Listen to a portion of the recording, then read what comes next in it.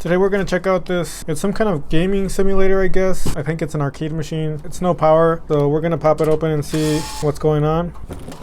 So inside it's basically like a computer motherboard. I think they said it was like some kind of a Pac-Man machine, but I'm sure it probably has more games than that. It's like an arcade simulator. And the first thing I'm gonna check is the power supply. I have this cord hooked up to a watt meter. If I plug in the cord, even though the unit is not on, I should see at least a little bit of current draw or power draw. And my watt meter here shows absolutely nothing at all. Just to right away know if a power supply is actually working or not, I take the power cord and I kind of do this just where I sort of like can feel the contacts connecting to the power cord. Most of the time you should be able to hear like a little bit of a spark, and if you don't hear that spark, it can be a sign that the fuse is blown or something's happening where the main capacitor inside the power supply is not charging. And I don't hear that here. I also see no activity on the watt meter either, so it looks like it's going to be the power supply.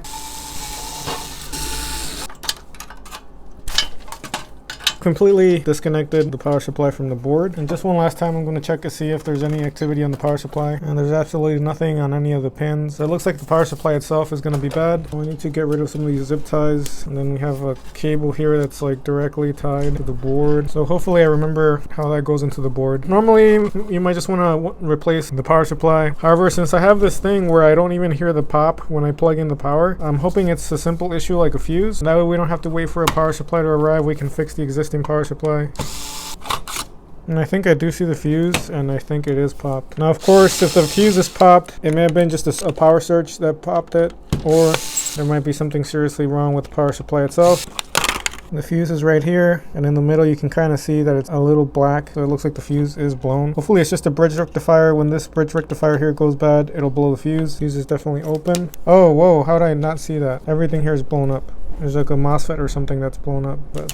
Oh yeah, how did I not see that? This has been running really hot for a long time, I think, because it just came out without even needing to desolder anything. And this capacitor here blew up as well. This could be repairable if you really needed to, but I think it's just better to find a new power supply. I feel like when this shorted, it could have gotten high enough to melt the solder, but I feel like the fuse may have blown before that, so maybe the solder was already bad from just this running hot for a long time before that already. So in short, I'm not sure if I should just get the same 300 watt power supply. I might upgrade it. I don't know if it really consumes that much wattage, this arcade machine thing, but it's also, you know, these power supplies aren't always made the best. So I'm thinking about upgrading to this, and I was kind of throwing some measurements around to see if it might actually fit, and I think it does. It might be a bit of a tight fit, so you might just get this 500 watt just to be sure. So I think an upgrade might be a good idea. We'll approve it with the customer. If he says yes, we'll order this and we'll see if it fits. So I realized I might be getting ahead of myself, assuming that the motherboard in that thing is still good, and that's because usually these kinds of power supplies are very good about not letting any over voltage pass through onto the board, especially since this happened on the primary side as far as I can tell. But I just realized how many blown up capacitors are on the secondary side too. So I'm gonna try and use this known good power supply here just to see if it still turns on. Nothing appears to be blown up on the actual board as far as I can tell right now. That's hooked up. We have a little bit of consumption, which may be from the actual power supply itself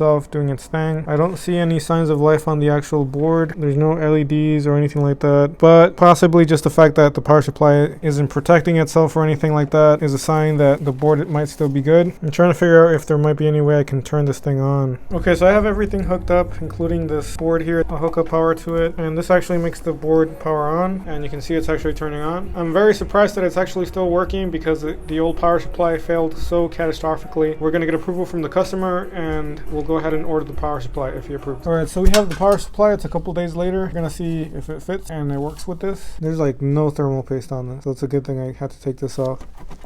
Let me try unbolting the board. Oh, unfortunately this is not going to work.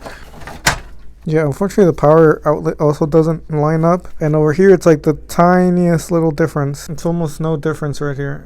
Alright, so I definitely should have just ordered the same kind of power supply, even though it's not a very good power supply, but I guess we don't have really much of a choice.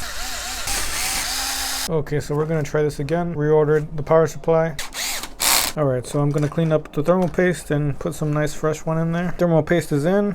Everything's nice and clean. I have a nice square pad that'll squish out once the heatsink goes on. I normally like to spread it without relying on the heatsink to spread it with pressure, but this MX6 thermal paste is very good thermal paste, but it's hard to spread, so I usually do this when I use that particular type of thermal paste, is I do a pad in the center and then allow the heatsink to squeeze it out. So the heatsink is in, and now I'm just hooking up the power supply. Unfortunately, this power supply does not come with this connector. However, I don't want to use an identical power supply because we kind of already saw how horrible the quality was on that. Even though I'm not really sure the quality on this one is any better, but it's different. It's got a lot of differences, so I'm hoping there might be some internal improvements. Might as well try our chances with something that's a little bit different at least. So what I'm going to do is I'm going to solder on this connector.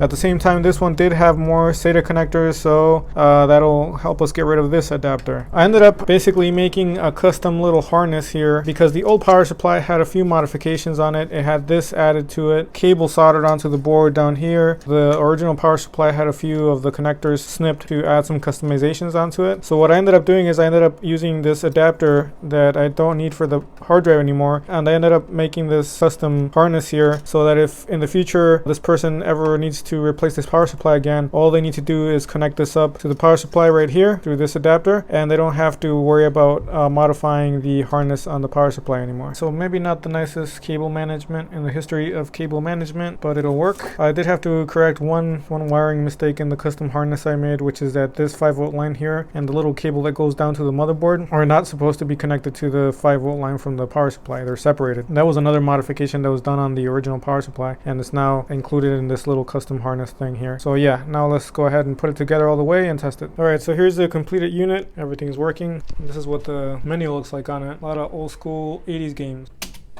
Oh, I guess it's waiting for coins. Alright, here's another game. Okay, well that was an interesting repair. I've never seen a power supply fail that bad, where like almost every capacitor is damaged and then the main MOSFET's shorted out. But it should be good now. This power supply seems a little nicer and hopefully it'll hold out longer. Gotta make sure to tell the customer to make sure that wherever this is installed inside the cabinet that there's plenty of ventilation.